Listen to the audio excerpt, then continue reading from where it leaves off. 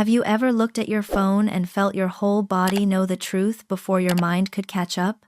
Have you ever had one ordinary morning crack open and let something buried come crawling back into the light? That morning, I woke up in Portland to 34 missed calls from Kansas, and within seconds, I knew a part of my past I had buried for 20 years had just dug its own way back to me. My name is Ava Brooks. I am 33 years old. I run a small branding studio. I live in a quiet house in Portland, Oregon, with my husband Ethan and our rescue dog Milo. Most mornings in our kitchen feel the same in the best possible way. Cool gray light rests against the windows. The coffee smells rich and familiar. Milo taps his nails softly across the hardwood floor, waiting for breakfast. Ethan reads headlines on his tablet, while I stand at the counter, trying to decide which project I want to start first. It is a small life by some standards, but I built every peaceful inch of it with both hands. I built it carefully, almost like I was designing a room no memory could enter. Then my phone lit up again. Fairview, Kansas. The same area code. The same state I had spent 2 decades avoiding in every way that mattered. I did not answer. I just stared. My coffee cooled in my hand. The hum of the refrigerator suddenly sounded too loud, too sharp, like the whole kitchen had gone still just to hear what I would do next. Then I saw the voicemail notification. Not one, several. And the first message was not from my mother or my father. It was from my younger sister, Megan. I had not heard her voice in so many years that for a second it did not even sound real. My chest tightened before I listened to a single word. My hands went cold. Milo pressed his side against my leg as if he could feel something shift in me, and Ethan looked up immediately. "Ava, are you okay?" he asked, quietly. Already knowing the answer was no, I kept my eyes on the screen. "No," I said. My voice came out thinner than I meant it to. "I think I know who it is. There are memories that do not fade. They do not soften. They do not forgive time for passing. They simply wait, silent and patient, until one sound, one number, one name calls them back to life. For me, it was not a house that returned first, not a face, not even a voice. It was a station. Union Station in Kansas City. I was 13 again before I ever pressed play. And what happened there was not the beginning of my story. It was only the moment everything finally broke. A beautiful house on the outside, a cruel machine on the inside. When Union Station rose back into my mind that morning, it did not come alone. It dragged the whole house in Fairview behind it. If you had looked at my family from the outside, you would have thought I was a lucky kid. We were the Dawsons. We had a neat lawn, matching patio chairs, and 4 home goods stores that did well enough to make my parents look respected, reliable, and involved. On summer weekends, my father grilled in the backyard, while my mother laughed over the fence with neighbors, and people treated our family like a picture of middle-class success. My father was known at church. My mother was the kind of woman who remembered birthdays, brought casseroles when someone was sick, and knew exactly how long to hold a smile. But inside our house, feelings were dangerous things to have. Sadness could be mocked, fear could be tested, and every small mistake could be dressed up as a lesson, because that was my mother's favorite word. Lessons. She used it the way other parents used love. When I was 9, I asked for a new pair of sneakers at the mall, because the front of my old ones had split open so badly, my socks showed through. My mother stopped walking, looked down at my shoes, then at me, and said, "You always want something. Do you ever hear yourself?" Before I could answer, she marched me to a bench near the pretzel stand and told me maybe sitting there alone would teach me gratitude. Then she and my father walked away. I sat there for nearly 3 hours with the smell of butter and cinnamon hanging in the air, trying not to cry because I already knew crying only made me more interesting to them. At one point, a security guard came over and asked, "Hey there, honey, who are you here with?" I swallowed hard and said, "My parents. They'll be right back." When they finally returned, my father laughed and said to my mother, "Did I call it or what? She's still sitting here." Another time, after some boys made fun of me outside a youth football game, I started crying in the car on the way home. My mother turned around from the front seat and said, "If words break you that fast, life's going to eat you alive." Then, they pulled over at the far end of the stadium parking lot and told me to get out. The wind had picked up by then. I could hear the flagpole hardware clanging in the dark and the last of the stadium lights humming above me. They left me there alone until the lot was nearly empty. When they came back, they were eating fries out of a paper bag, and my father said, almost proudly, "Told you she wouldn't ask anybody for help." That was the real lesson they were teaching me. Not strength, not independence. They were teaching me that asking for help was shameful, that being scared was embarrassing, and that weakness deserved punishment. So I learned to study my mother's face before I spoke. I learned to walk softly, answer carefully, and make myself smaller inside my own house. The only place I ever felt real was on paper. I drew lit windows, quiet rooms, women standing high above the ground, and places with doors that locked from the inside. Then, when I was 13, I got a B+ in art, the one subject that made me feel most alive. My mother held that report card like proof of failure. That night I heard my parents talking in the kitchen, their voices low and amused, and my mother said, "She needs a lesson she'll remember for the rest of her life." The next morning, they were unusually kind, and somehow, that was the part that frightened me most. The trip to Kansas City and 4 hours of hell at Union Station, that was the part that frightened me most, because there are days when adults act kinder than usual, and she just feels disaster being gift-wrapped. The next morning, my mother made pancakes. My father asked if I wanted orange juice. Nobody raised their voice. Nobody sighed at me like I was already a disappointment before breakfast. If anything, they seemed cheerful, and that false brightness made my skin feel too tight. Then my mother said we were taking a day trip to Kansas City, just the three of us. At a gas station on the way, she even bought me a lemon cookie from the checkout counter. I remember holding that little paper bag in my lap and thinking, against all logic, maybe the storm had passed. Maybe this was their version of making things right.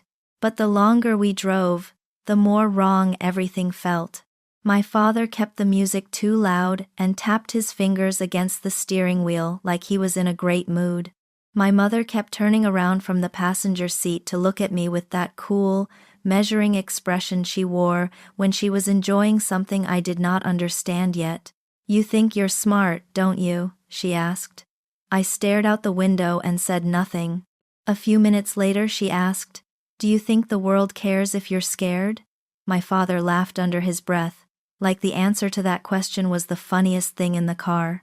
By the time the skyline of Kansas City came into view, I had that old feeling in my stomach, the one that told me something bad was coming and I would not be allowed to prepare for it. Union Station felt enormous when we got there. The stone floors shone under the high light. Voices echoed up into the arched ceiling. Announcements rolled through the building in that flat, distant tone stations always use, while the air smelled like old coffee, machine oil, wet pavement, and too many strangers passing too close together. My mother led me toward a large column near the main hall and said, "Stand right here. We're parking the car and grabbing lunch. 20 minutes. I asked if I could come with them. My father laughed and said, "You're 13, Lila, not 3. My mother leaned in and said, "Do not embarrass me in public." So I nodded and stayed where I was. At first, I believed them. Then 20 minutes became 40. 40 became an hour. An hour became something shapeless and terrifying. I had $11 in my pocket, no phone, no written address, and no idea how to get home. I would step away from the column, then rush back to it, because somewhere in my mind, I still believed that if I moved too far, whatever happened next would become my fault. At one point, I saw a family with 2 daughters heading toward the doors, and for one wild second I nearly followed them, just so I would not be alone anymore.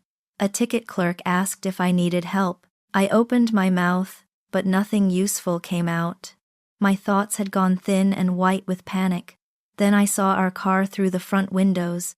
It rolled slowly past the curb outside, and relief hit me so hard it almost hurt. I ran toward the glass, waving, already crying, already telling myself they had come back. My father was driving. My mother was in the passenger seat. Both of them were looking straight at me.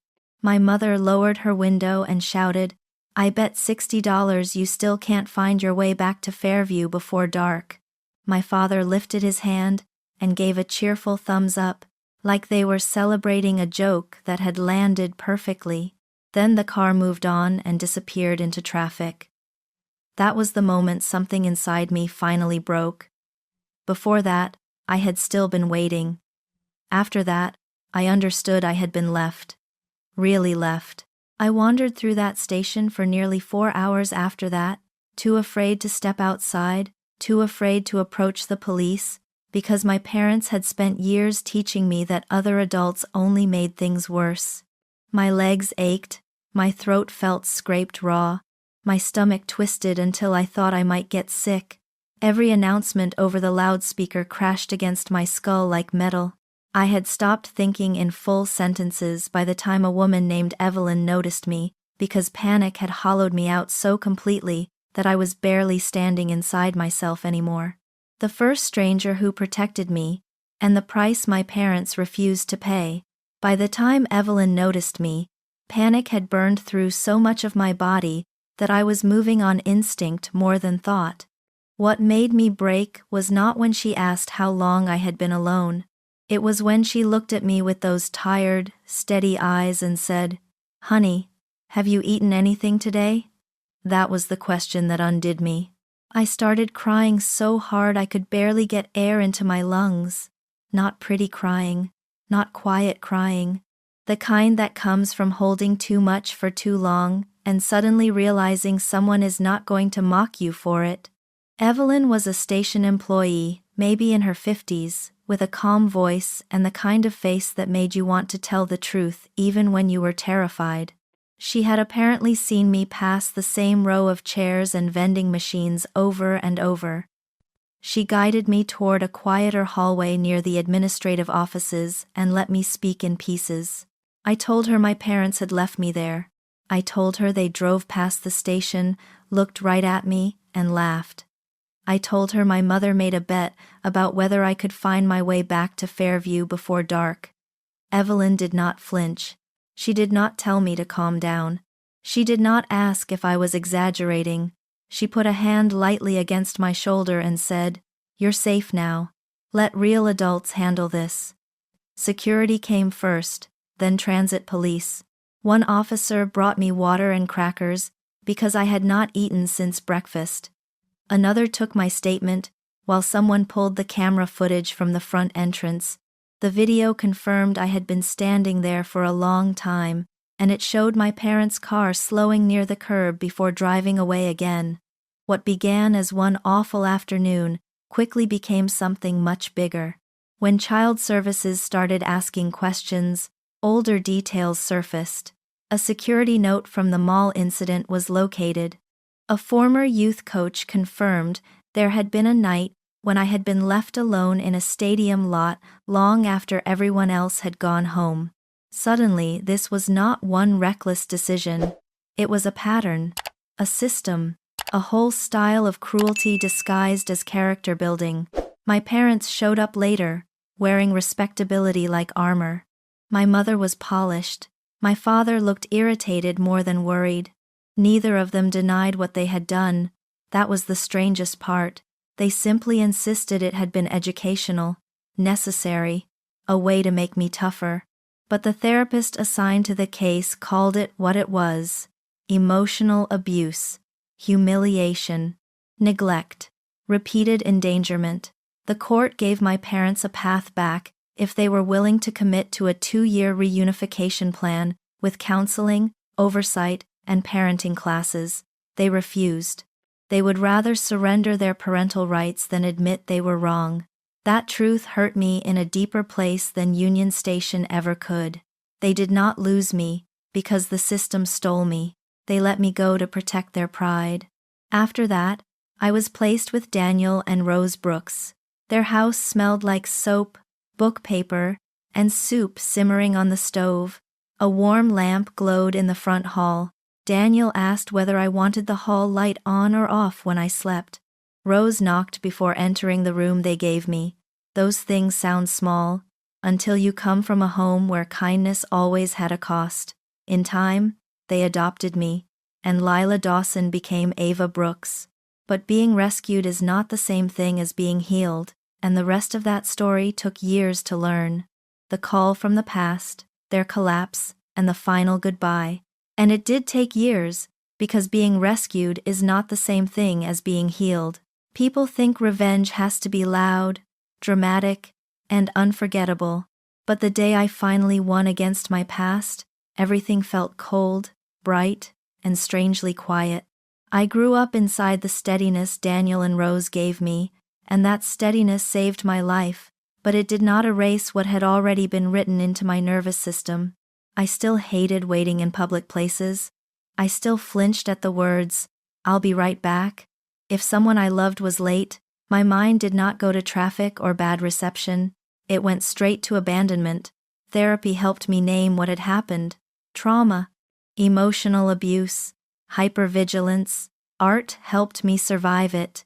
Then it helped me rebuild. I went to the Kansas City Art Institute, and there was something almost sacred about choosing that city for myself, about taking back the place that had once held the worst day of my childhood. Later I moved to Portland, built my studio, married Ethan, adopted Milo, and created a life that felt steady, warm, and honest. I cut off every path back to my biological parents. Then came the 34 missed calls, the voicemails, the email, the LinkedIn message. Megan told me our mother had late-stage cancer. Our father had suffered a mild stroke 8 months earlier. All 4 stores were gone. Closed, sold, finished. And the collapse had started in the ugliest, most fitting way possible. My mother had commented in a local community forum that children today needed stronger discipline. A relative answered with a remark about Union Station. Then an old employee added her own story. Then someone who remembered the court case spoke up. The polished family image my parents had protected for years cracked in public and fell apart fast. Megan had a little girl of her own by then, and once she became a mother, she requested the old court documents. She sent me screenshots of the records and the posts that had resurfaced. Then she said, "I'm not calling to pressure you to forgive them. I just didn't want them to be the first ones telling you this story in a version that protects them." That was what made me go back. Not to save them, not to comfort them, to finish it in my own voice. The hospital in Kansas smelled like antiseptic and stale air. The curtains were a washed-out beige. My father looked smaller than I remembered, as if age had finally stripped him of performance. My mother still carried herself with that same rigid dignity, even in bed. She said my old name the second I walked in. "Ava," I corrected her, just once. My father said we made mistakes. I looked at him and said, "A mistake is taking a wrong exit. What you did was deliberate." Then I told them the truth. They had spent years softening with better words. They had turned a little girl's fear into a game. They had laughed while she panicked. They had built their version of strength out of humiliation. My mother asked if I could forgive them. I said, "You once bet on whether I could find my way home." I did. I just didn't come back to yours. I told them I would not be paying bills, managing care, or rebuilding contact. My family was the one that protected me, stayed, and taught me what love actually sounds like. I walked out after about 20 minutes and never looked back. What I understood then was simple and final. Being rejected by the people who made you does not mean you are never worthy of love. Sometimes, leaving the people who hurt you is not cruelty. It is rescue. And real love, the kind that heals instead of harms, never laughs when you are afraid.